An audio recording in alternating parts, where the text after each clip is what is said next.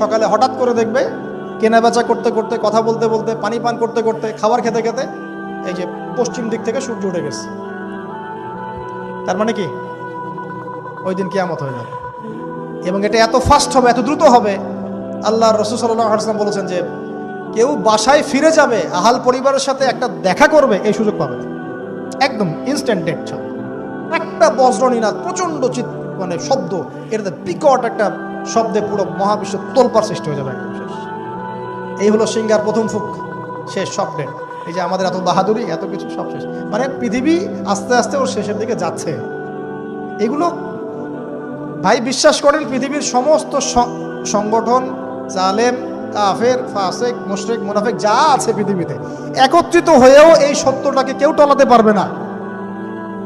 আমরা সারা মুসলমানরা মিলেও যদি এই সত্যটাকে টলাতে চাই, পারবো না।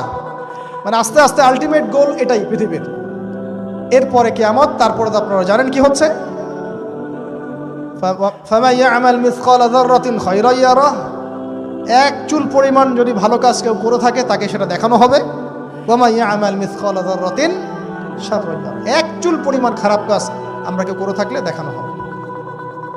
তবে যারা লা ইলাহা ইল্লাল্লাহ এই তাওহীদের উপর থাকবে, যত বড় গুনাহ করুক না কেন আল্লাহ মাফ করে দিবেন ইনশাআল্লাহ, ইনশাআল্লাহ। কারণ আমাদের জন্য নবী সাল্লাল্লাহু আলাইহি ওয়াসাল্লাম সুপারিশ করবেন। তাই বলে কি আমরা গুনাহ করতে থাকবো এখন? এটা নবী সাল্লাল্লাহু আলাইহি ওয়াসাল্লামের শান, তার মর্যাদা। আল্লাহ রাসূল সাল্লাল্লাহু আলাইহি ওয়াসাল্লাম এই কথা বলে গিয়েছেন যে কবিরা গুনাহগার মুসলমানদের জন্য আমি সুপারিশ করব। তাওহীদের উপর যারা থাকবে ইনশাআল্লাহ জান্নাত, শিরকে থাকলে, কুফরিতে থাকলে জাহান্নাম ছাড়া কোনো গতি নেই। এই হলো পৃথিবীর শেষ। আমরা তো জান্নাতে যেতে চাই কি চাই না ভাই? তাহলে এখন আমরা জানি যে এই অবস্থা কেন হচ্ছে, কেন জেরুজালেম নিয়ে এত কিছু হচ্ছে, কেন ওখানে ওরা এত অত্যাচার করতেছে। ওরা কি চায়? ওরা চায় এই জায়গা শুধু না, পুরো হোলি ল্যান্ডটা দখল করতে চায়। তারা দাজ্জালের জন্য মঞ্চ প্রস্তুত করতে চায়, সোজা কথা। তারা মুসলিমদেরকে সেখান থেকে বের করে দিয়ে ওই জায়গাটা একটা দাজ্জালীয় স্টেট কায়েম করতে চায়। সেখান থেকেই মাসিহুদ দাজ্জাল বিশ্বকে নেতৃত্ব দিবে, এমনটা আসতেছে ভবিষ্যতে। তবে সেই নেতৃত্ব, সেই রাজত্ব, সেই ক্ষমতা চিরস্থায়ী হবে না। মুসলিমরা আবার জেগে উঠবে ইনশাআল্লাহ। ওই জায়গায় ঈসা আলাইহিস সালাম যতক্ষণ খেলাফা কায়েম করছেন না, কিয়ামত হবে ইনশাআল্লাহ। তো এখন আমাদের কাজ কি বলেন? চুপচাপ গল্প শুনলাম, হাত গুটিয়ে বসে থাকবো? আমাদের ক্ষমতার মধ্যে আমরা কি করতে পারি? আমরা কি প্রত্যেক 5 ওয়াক্ত নামাজে আমাদের ভাইদের জন্য দোয়া করতে পারি? পারি কি না ভাই? আমাদের ভাইরা পানি পাচ্ছে না, আমাদের বোনরা ওখানে বাচ্চার লাশের টুকরো নিয়ে দৌড়াদৌড়ি করতেছে, ওদের খাবার বন্ধ করে দেওয়া হয়েছে, পানি বন্ধ করে দেওয়া হয়েছে, ইলেকট্রিসিটি নাই, ইন্টারনেট নাই, বোম্বিং, এরকম একটা অবরুদ্ধ করে একটা এতটুকু জায়গার মধ্যে 22 লক্ষ মানুষকে অবরুদ্ধ করে বোম্বিং করা হচ্ছে। কিভাবে খাবো আমরা? যদি আপনি ব্যথিতও না হতে পারি, তাহলে আমার মধ্যে ইমানের আর কি বাকি আছে?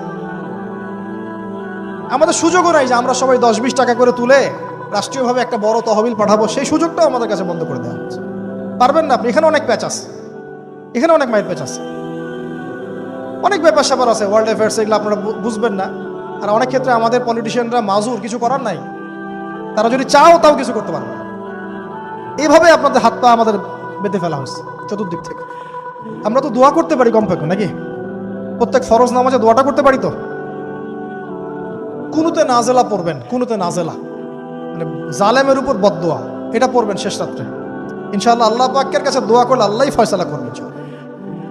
আমরা দোয়া করবো আমাদের মুসলিম ভাই বোনদেরকে আল্লাহ হেফাজত করুন, তাদেরকে আল্লাহ পাক যেন খাবারের ব্যবস্থা করে দেন, পানির ব্যবস্থা করে দেন, তাদের জানমাল সম্মান যেন আল্লাহ হেফাজত করেন, আল্লাহ পাক তাদেরকে জালেমের হাত থেকে যেন হেফাজত করেন। আমরা সব ধরনের জুলুমের বিরুদ্ধে। অন্যায়ভাবে কোনো অমুসলিমকে হত্যা করা জায়েজ আছে? নাই। বলেন তো, যুদ্ধটা কি এখন শুরু হয়েছে? 100 বছর থেকে চলতেছে।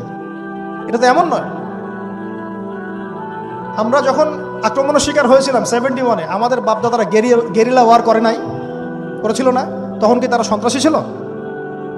আমরা যদি তখন হাত পা গুটিয়ে বসে থাকতাম, তখন তো পাকিস্তানিরা আরো চেপে ধরতো আমাদেরকে, পুরো জায়গায় দখল করে ফেলতো, তাই করতো না?